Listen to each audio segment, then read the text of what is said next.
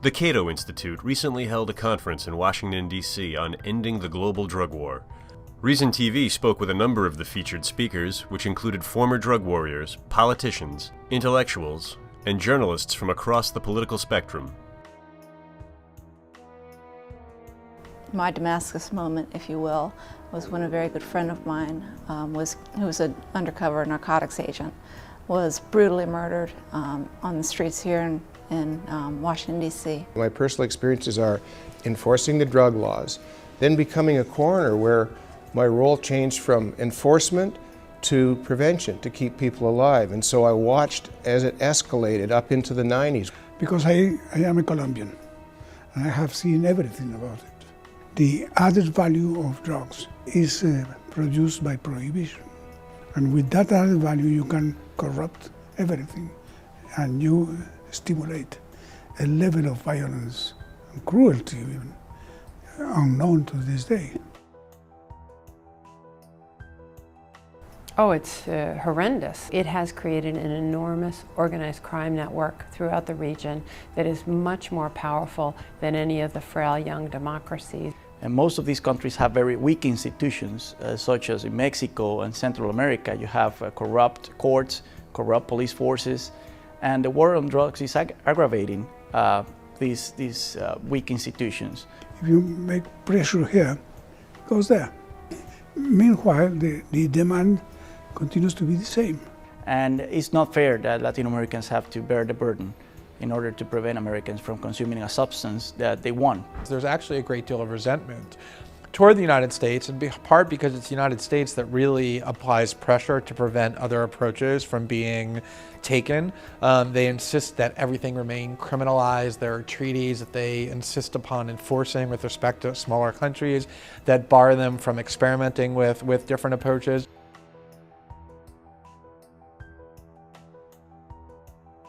You know, because he's a man of the left, I think he has more of a burden to show that he does not embrace the drug culture. That's why I think that if we're going to have change in the marijuana laws, it's going to have to come from the right in the same way that, you know, Nixon went to China. So here's a guy who probably got the votes of 95% of all weed smokers in the country.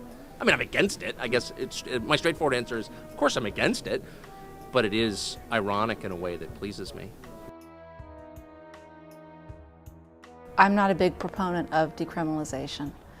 I think that in order to reduce the violence, we need to make the growth, manufacture, and distribution legitimate as well as the usage. Everybody wants to call it legalization. I say simply controlling it, much as we control alcohol and tobacco.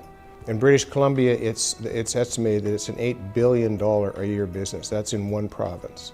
If I controlled that, I get $2 billion in taxes, which I could then put to health care. There are 7 amazing members of the United States Congress right now who have created a piece of legislation. I think it's called the Repeal Marijuana Prohibition Act of 2011. I don't think there is a newspaper or a magazine in the United States that has endorsed what 7 members of Congress have endorsed. I haven't heard from any drug warrior or any person who believes in prohibition a very convincing argument about how do they intend to win the war on drugs. Was it like to eradicate completely drug consumption? That's never happened in history.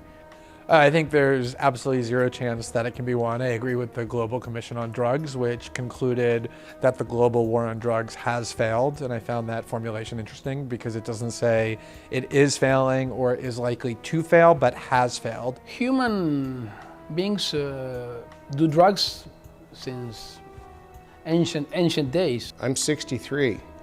I grew up in the 60s. You know, it's been going on since then. I mean, if it was a gateway drug, virtually everybody I know would be a junkie. Relax, take it easy, tolerate. I mean, you just can never win it, and you're causing a lot of heartbreak, you're causing a lot of agony. After the war on drugs, everything has hit the fan. Start by taking marijuana off Schedule 1. That's just stupid. You must direct the administrator of the DEA to sit down with the states that have medical marijuana laws in order to change the regulations regarding medical marijuana so state laws can be rationalized. I think that the war on drugs is so glaringly stupid and counterproductive that I don't believe that people in policymaking positions are unaware of it. I think they just lack political courage to argue against it. I don't think that constructive change on this issue will come from Washington. You know, Washington never leads on anything that's important. I think it generally happens from civil society and from the grassroots and from the local areas. Look at the other drugs and figure out a way to phase in a legalization and regulatory model that causes less harm, death, and destruction than prohibition.